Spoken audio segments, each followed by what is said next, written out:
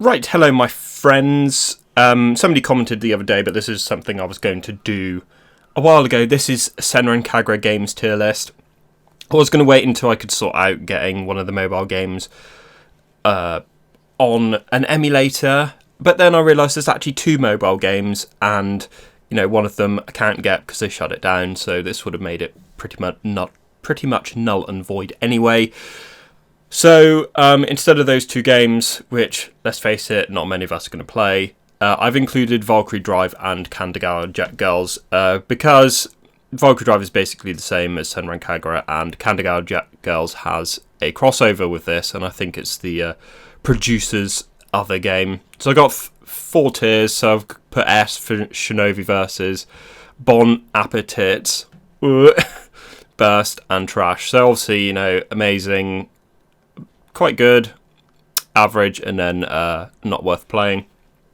So I'll talk about the games briefly. I have played all of these somewhat. Peach Beach Ball, or whatever the fuck it's called, is the one I've played the least. So yeah, let's crack on. I'll have some gameplay in the background. It'll be stuff I've covered on my channel before because I'm not running an emulator to get this done. And Persona 3 Reload comes out tonight, and I'm not going to have any other time to do this. And I want something before my hiatus of grinding that game until I'm sick of it. Anyway, so first one on the list is the original Senran Kagura Portrait of Girls. This is Burst Light, basically. As far as I remember, it's only got the Hanzo Girls playable. It's pretty barbaric. I'm going to put it in Trash. There is literally no reason for you to play this because there's, this game another 2 times on the list, basically. Yeah, it's pretty barbaric. For some reason, on 3DS emulators, this and the next game run absolutely terribly. I have no idea why.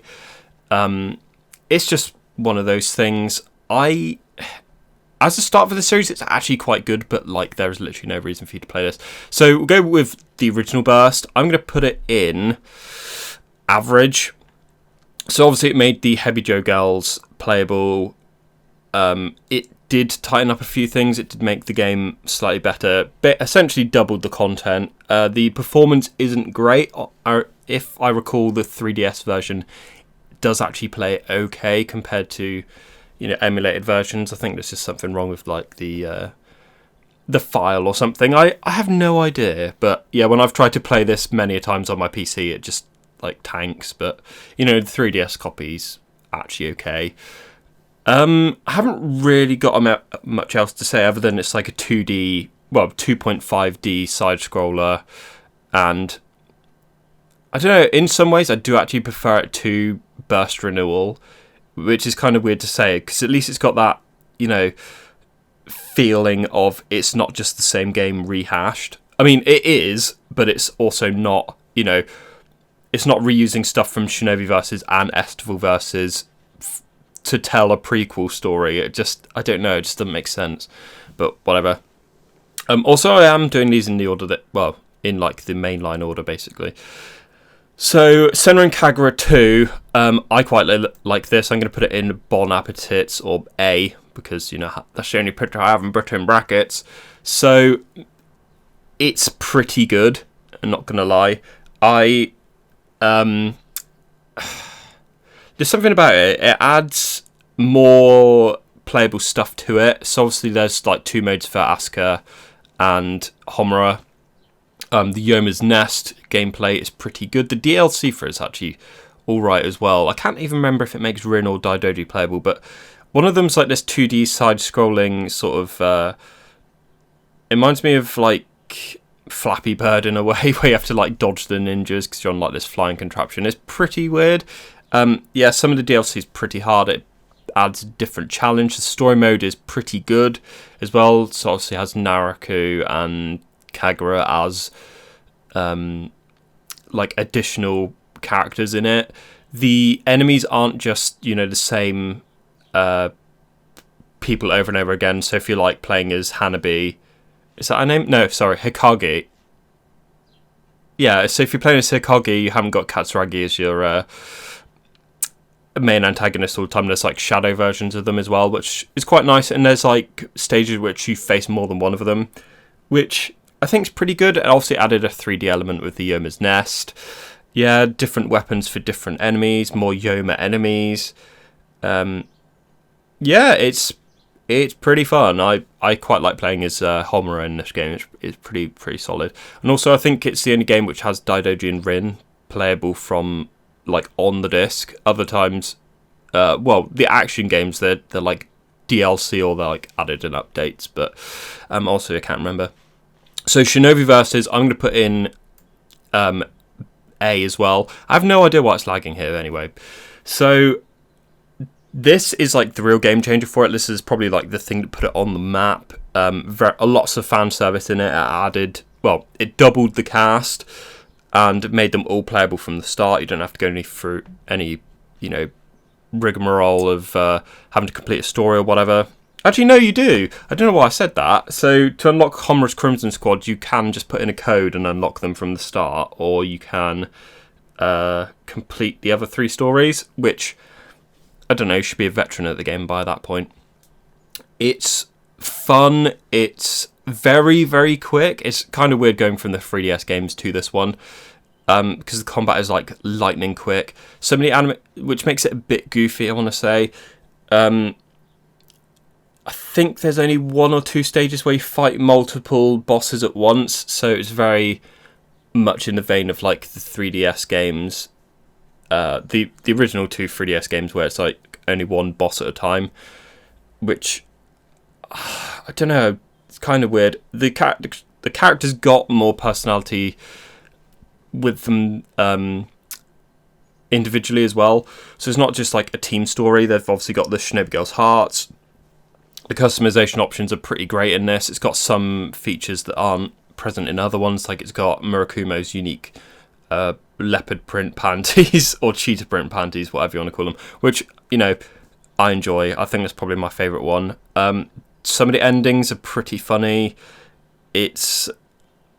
Yeah, the one thing I don't like is, so obviously on the PS Vita version, they didn't give you the option to like skip the animations for the ninja techniques, so you can still skip it whilst playing, but on the PC version it gives you an option in the options menu to just skip that every time, which I think is pretty neat. But the PS Vita version's obviously very outdated. Obviously it was the first one to include online play as well, and lots of people just play as Mayabi, which was kind of annoying. So yeah, I basically never played that online anymore. So Bon Appetit, I'm not sure where to put it. It's a rhythm game, so it's difficult to talk about. The music in it is absolutely fantastic. That's what I should mention as well. In Shinobi Versus, the soundtracks are pretty good. Not all of the songs are good, but obviously Yumi's theme is pretty much a banger. Asuka's theme, or Asuka, whatever you want to call her, her theme's pretty good as well. Lots of bangers all around. So Bon Appetit, the music is really goofy. I quite like a lot of the songs as well, like Yumi's theme again. Daidoji's theme is pretty banging in this. It's very goofy, of just watching like pre-made animations of characters making food and then having Hanzo judge it at the end.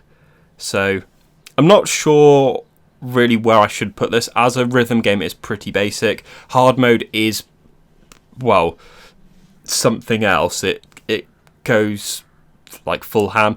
The one thing I don't like is that it's got so actually on the box art it's got Yumi there. However, I'm pretty sure she was a DLC along with the Hebi Joe Girls, which is kind of scummy. Like, the DLC practices in this series have been a joke for quite a long time. So I'm going to put it in Burst. It's not bad, but it's also like, just get the discount one, which includes everything, which, yeah, sorry, just something stuck on my nose. Yeah, you can have fun with it, but I wouldn't say it's like good in long periods of time. And some of the endings are pretty goofy. It's like, oh, you get a scroll to wish for whatever you want, and then Murakumo is not Murakumo. what's her name, Murasaki, she's like, I just want a fridge for my room because she's a NEET. It's like, for fuck's sake. It's pretty funny. So, Estival Versus now, obviously only one place this can go. This is the best game they've done, I think. It's absolutely fantastic. They changed quite a few things, so obviously it's more direct with the combat. With like ninja arts, they activate instantly. It's got the warm-up thing. It's very like Dynasty Warriors 7-esque. Grunt enemies are a lot more like forgiving. I wouldn't say they're difficult, but there's an easy way to counter them. In Shinovi Versus, there are a lot of like AI BS basically. Here it's a lot more forgiving, except for like those wolf enemies that paralyze you. I think that's like the only enemies that are pretty unfair. It added a lot of new stuff, like obviously you can play as Sayuri now, which obviously she had no transformations, but she was like ridiculously strong, as well as like Jasmine, so a character that's like already transformed. It went out of its way to try and do things a lot differently than like the previous games, and I kind of like that. It's good. They obviously advanced the story quite a bit and obviously expanding on some of the side characters, quote unquote, like Ryobi and Ryona, and obviously their sister, and bringing her back. There's quite a few feels in it as well. Obviously, it introduces the Makaga sisters as well, which are pretty neat characters. Like Kafuru's probably still my favourite, and then Renka. I don't really know what else to say. The Shinobi Girls' hearts do get a bit boring after a while. So obviously in the story they've added so you can be fighting two bosses at once. Well, that's what I call them anyway. The Shinobi Girls' hearts is kind of annoying because the first stage you always fight one person, then two people, then one person, then three, then one. It gets very, very similar. I wish they kind of mixed it up. So like in the second stage you could be fighting three people or whatever. It's not like it would have been limiting to the game, but it is what it is. It's still a pretty good game, but yeah. So this is probably the game I will get the most flack for, but I think I'm going to have to put this in S as well. For some reason, it is just a game that is near and dear to my heart. I really think it's good. The gameplay is the most fun out of any Senran Kagura game. The environments are amazing. The team gameplay is fast and, loose, I want to say. It's just, I don't know, I think it's mostly everything I wanted in a game. The only problem is like balancing. It's very easy to become overpowered in this game, but also it's easy to get like dominated as well. There's like no middle ground, which is probably like the worst thing about it. Even the hardest stages are pretty easy. It's got all the tools you need to play the game. The online mode was fun whilst people were actually playing it, like the Horde mode and stuff was pretty good. That's the thing I should mention as well about Estival Versus. It introduced a Horde mode online for multiplayer, which was like really good. It had online play as well, which wasn't particularly balanced, I want to say. You did see a lot of people just spamming like snipers and rocket launchers and grenades. So a lot of stuff like the revolver and that were basically useless. So it is a game I will go back to have fun. Visually, it's pretty great as well. It'll probably still look pretty good like 8 to 10 years from now, just because of the art style. The customization was a bit better as well. I think it did update some of the features that were in Estival Versus. Obviously, it has an intimacy mode, which is really funny. It has 3D features if you got like VR. What else? Yeah, it's like I massively overrate this game, but I think it's probably the most fun I've had from a game. Obviously, it introduced like crossover characters as well with like Valkyrie Drive, Neptunia, Ikitosen, which unfortunately they never did anything with. I wish the Ikitosen girls actually had their own game which was like this, but wasn't on Sony consoles. But yeah, the only thing I can't say about this game is like if it actually has mouse and keyboard support for like aiming, because I know some shooter games they only let you play with a a controller, but I think it has got mouse and keyboard support, which is pretty good, considering, you know, companies like Koei don't even think a mouse exists when you use a fucking computer. So, Burst Renewal, I might get some flack for this as well. I'm going to put it in trash. There is very little I have to say about this game which I actually enjoy. So, once again, they remove half the cast and then like resell them as DLC, which not even in a good way. So the way they did it in Japan was you pay for the new Heavy Joe or Gessen DLC, and you got like Yumi and Miyabi stories, but the other 4 characters were like free. So you could just claim those other 4 at any time, so you could play through the story of Heavy Joe and Hanzo with those characters, but you wouldn't get like their unique missions, which is kind of dumb. So there was literally no reason why they couldn't have been on in the box. It was supposed to be like an expanded edition, but it was like Burst was already the expanded edition of Portrait of Girls, and then this basically just did the same. Basically did the same, except it removed characters and then just made the game 3D. It uses a lot of assets from Shinovi Versus and Estival Versus. Obviously, it is the series that the game that basically buried the series in a way, because obviously Sony got their panties in a twist about like the intimacy mode. What they should have done is just not release it on PlayStation. The Japanese version has the intimacy mode on it, and then they removed it for the Western version, and then the PC version has the intimacy mode. So do you care or do you not care? It just doesn't make sense. For those reasons, I'm going to put it in trash. If you're coming new to the series, this is probably the game to play, though. The combat is basically the same as Estival Versus and Shinovi Versus. It's very fast-paced. The attack markers are actually quite a good addition. It looks pretty good, but everything else, like the story, the fact they removed characters and asked you to buy them again, the regressions of you only fight one boss at a time is trash. Some missions over so quickly you never actually fight a boss. I don't know. It like broke the formula, but in the wrong ways. It's just trash. But yeah. And then we have Reflections. I'm going to put this in Burst. It's not bad, but it's also not good. So it has another scummy DLC practice of like Asuka is the only playable character. Well, the only girl you can interact with in the base game. So it's got a bunch of mini games, so you have to like massage her and stuff, and use the Joy-Cons to do all these random animations for her and stuff. So she's the only character that comes in the base. I believe the other characters are Ryona, Yomi, and Yumi, I think. And they resold them as like DLC. There is a full version of the game, which I think might actually be included with Peach Beach Ball, but I don't know, it just seems very scummy, I guess. I suppose the marketing was just like you only get Asuka, and then people demanded that they make the other characters. But still, it's just, I don't know. I really don't know what to think of it. I mean, it's fun. You can have a right laugh of it. My video on this is probably one of the ones I've had the most fun doing. But yeah, it's fun.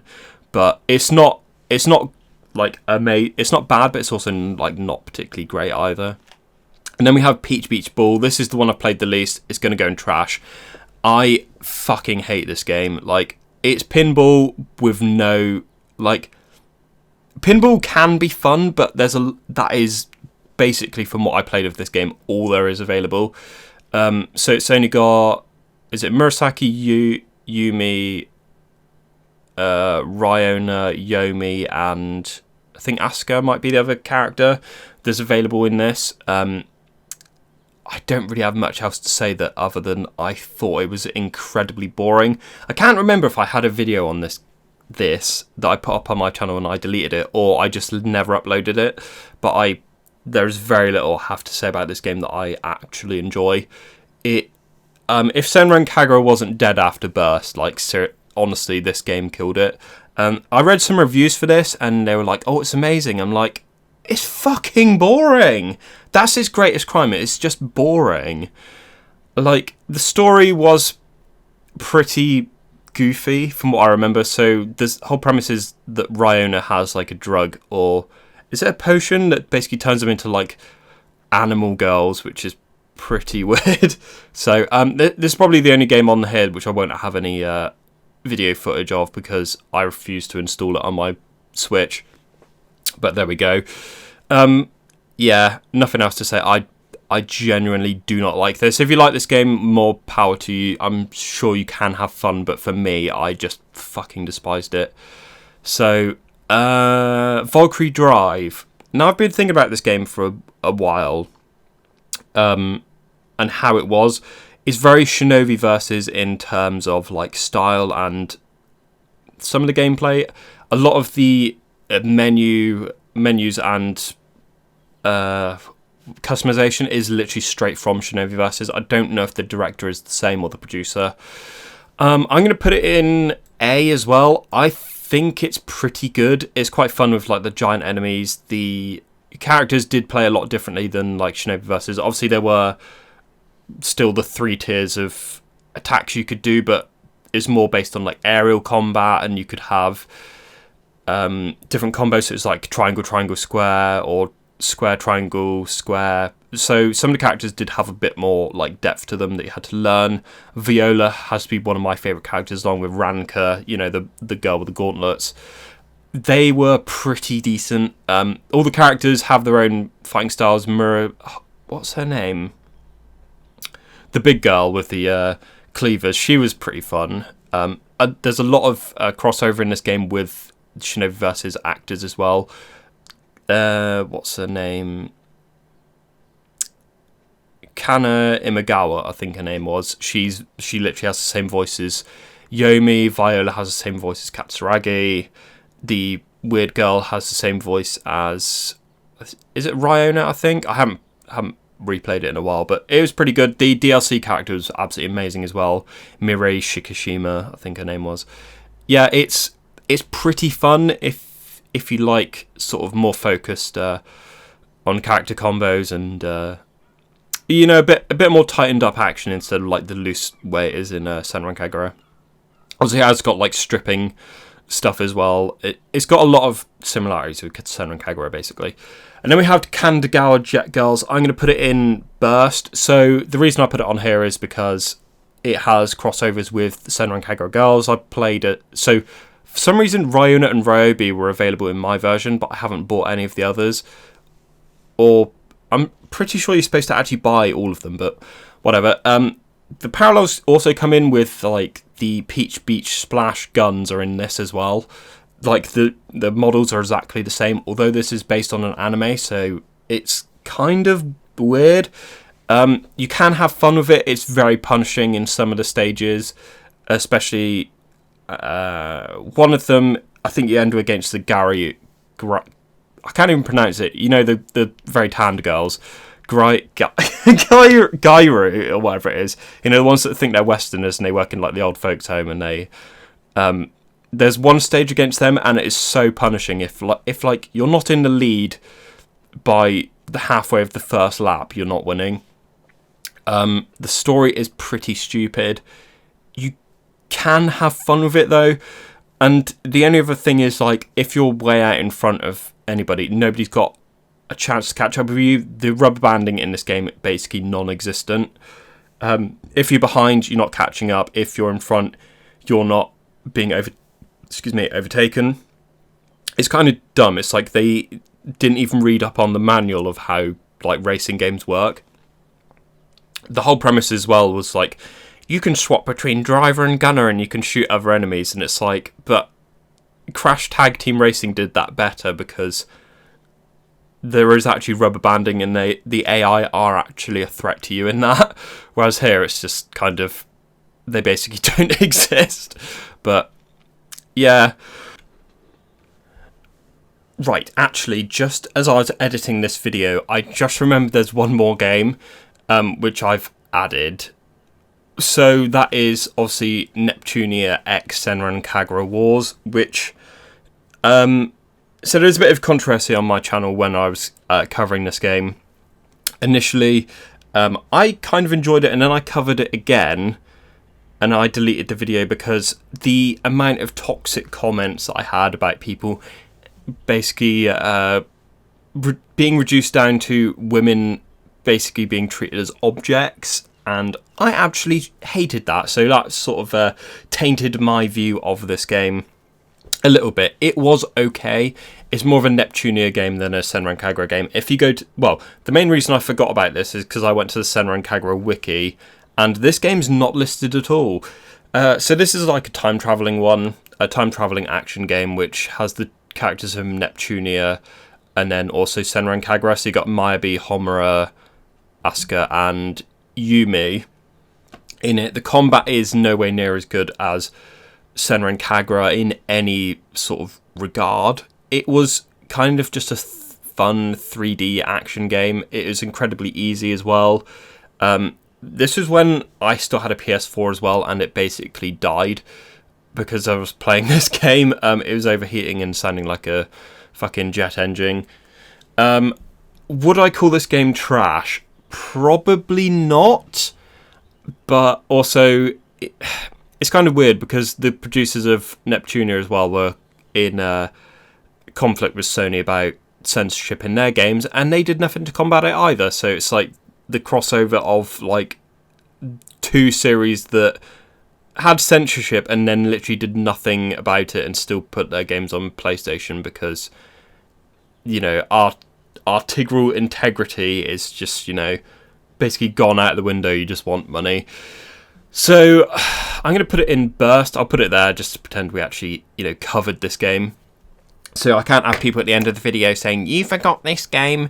Hopefully there's no more. I literally went through my channel a minute ago, and then this is the only reason I remembered this game is because I went through my channel and I was like, oh yeah, that was a thing. So, yeah, it's okay. I wouldn't say it was bad, but it just seems like very, very pointless. So yeah, sorry if there's any weird discrepancies in the video now, because I because I had to add this at the last second because I remembered the game existed. Maybe I should put it in trash because of that, but whatever. It is what it is. So, So that is my Senran Kagura / Marvelous Games tier list. Let me know what you think. I'm sure most people won't agree with these two and Peach Beach Splash. But honestly, I think though this is like the tier of fun I had with these games. Yeah, I wouldn't say they've really had any bad games. You can say they're pretty pointless because obviously it has spanned multiple genres with Bon Appetit, Reflections, Peach Beach Ball, PBS. You know, they've had their fun and fill with it. Hopefully they actually do something with Senran Kagura 7, but it was pointed out to me a while ago that Marvelous or Xseed or whatever you want to call them have removed any trace of Senran Kagura on their website. It's like they want to bury the series. And, you know, the producers don't give a fuck about it either, so why am I even doing this video? So, thank you very much for watching if you did. I'm not sure when my next video will be out, because obviously, like I said, Persona 3 Reload comes out in about 14 hours from when I'm recording this video, and it's a game near and dear to my heart. You know, the original, and I want to blast through it. So maybe I'll have another video between then and now. But yeah, thank you very much for watching if you did, and I'll see you hopefully not too far in the future. Bye bye.